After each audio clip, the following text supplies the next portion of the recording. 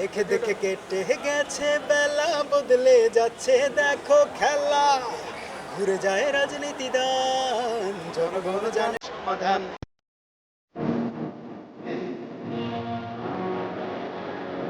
এই গানটি হচ্ছে আপনাদের সবার মোবাইলে, আপনারা টিকটকে যান, ইনস্টাগ্রামে যান, এক্স হ্যান্ডেলে যান, ফেসবুক, ইউটিউব, রিলস, শর্টস, সবখানে এই গানের কিন্তু এক ধরনের বিপ্লব ঘটেছে।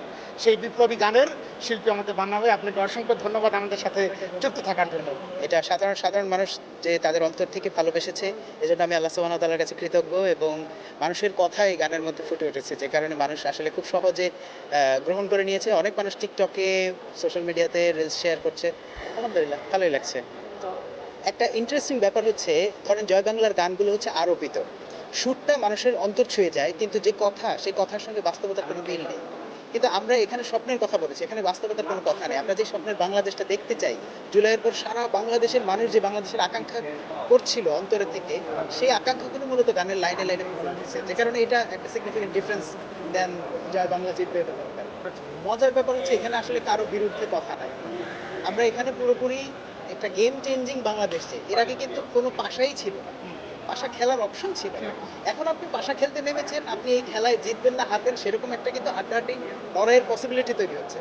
সো এই যে কনফিউশন বা এই যে সময়টা, এটাকে ধারণ করা হয়েছে এই গানের লাইনে, যার ফলে আমার ধারণা কারোর সাথে কনফ্লিক্ট করি নাই আমি।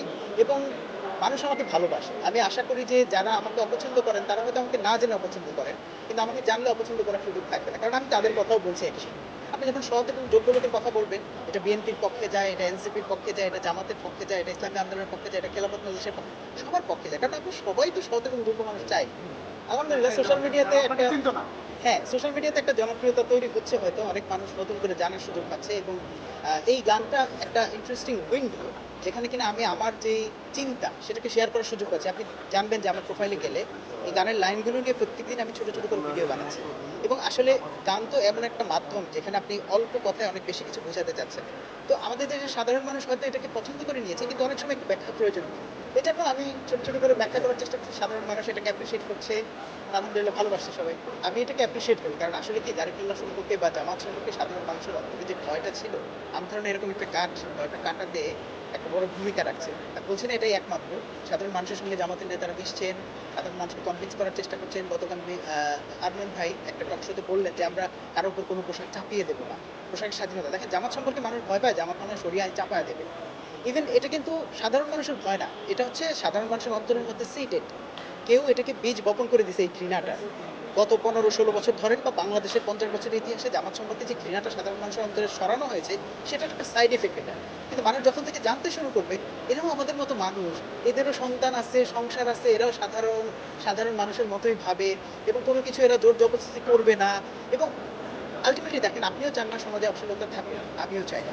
আপনিও চান না সমাজে কেউ মদ খেয়ে মাতলামি করে অন্য কারো ক্ষতি করুক, আমিও চাই না। সমাজে শৃঙ্খলার যে চাওয়া পাওয়া, এটা কিন্তু অলমোস্ট ইউনিভার্সাল।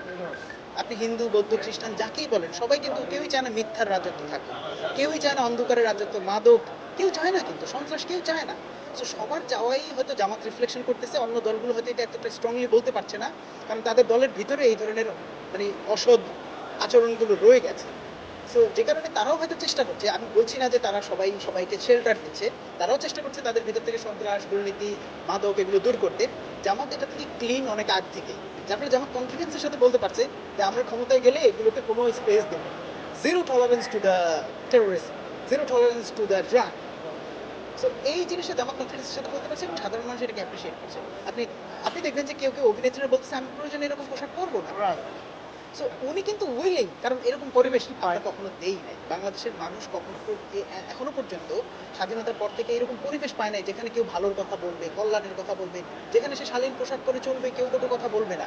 এবং এমনকি একটা মেয়ে যদি অশ্লীল পোশাকেও চলে, মুমিন হিসেবে আমার দায়িত্ব হচ্ছে কি চোখ নামিয়ে ফেলা, তাকে কটু কথা বলা না। সোশ্যাল মিডিয়াতে আপনি যাদেরকে দেখবেন তাদেরকে আমি কমপ্লিটলি বলতে চাই না যে তাদের ইমান এত মজবুত। তারা নানা রকম কমেন্ট করতেছে নারীদের, হয়তো অনেকেই মনে হচ্ছে সে আমাদের সমর্থক, মনে হচ্ছে সে ইসলামপন্থী, কিন্তু আসলে তার ভেতরে ইসলামের চর্চাটা নাই। আমার মধ্যে যদি ইসলামের চর্চা থাকে, একটা নারী যদি এখান থেকে নেটটাও কেটে যায়, কিন্তু তাকে তাকাবো না, এটা আমার ফার্স্ট রেসপন্সিবিলিটি। সমাজে রাষ্ট্র